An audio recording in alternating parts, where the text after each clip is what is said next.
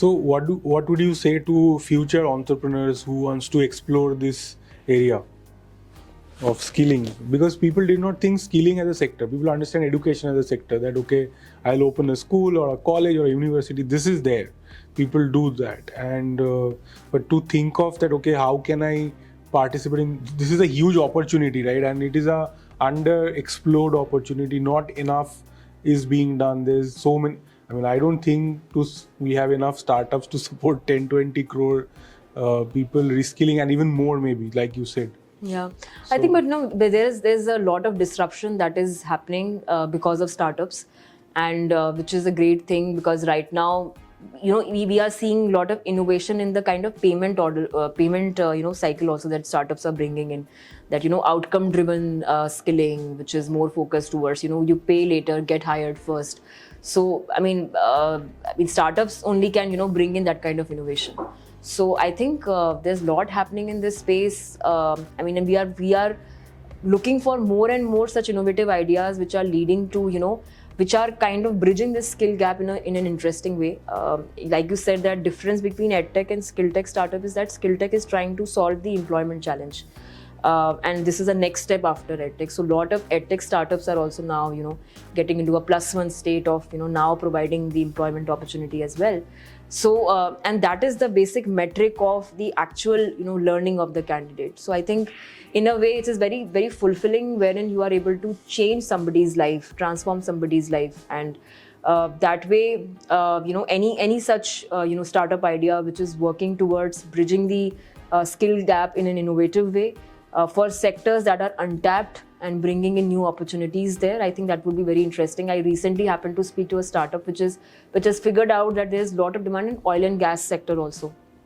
So I've been hearing a lot about IT and, you know, digital marketing or, you know, BFSI sectors like these, but oil and gas was something new for me, that there's a lot of untapped demand there as well. And they have been targeting all the oil refineries wherein they need talent, and they are kind of, you know, training people across backgrounds to kind of, you know, to fulfill that kind of requirement as well. So I think these, and we also then get to know, to research more about, you know, how we can intervene and how we can, you know, incentivize certain, you know, things here to help ecosystem. So I think startups are important pillar for every economy to bring in that kind of innovation. So yeah. Okay. So, but why should people, like, you know, what should entrepreneurs expect if they are getting into the skilling sector? You are seeing so many startups, so if you can do something. Because the problem is very big, so it's like, you know, there is scope for everyone in that way. So even if we talk about just one Uttar Pradesh, it's actually bigger than Pakistan. So the population index we talk about, the kind of challenge we talk about, I think there is enough room for, you know, more and more entrepreneurs to solve problems. You know, there is one entrepreneur, I mean, there's one startup who reached out to us who are actually working on a very interesting model of, you know, creating nano micro entrepreneurs on the ground.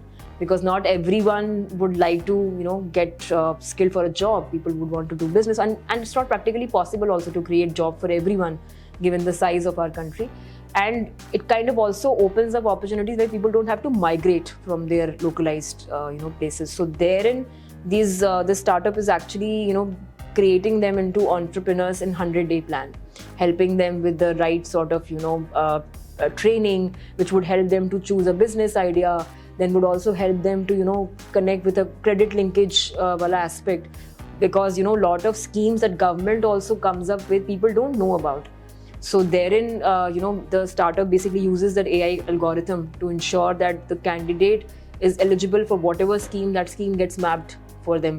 And then, you know, whichever bank is, you know, more suitable for them in terms of their credit profile is able to help them.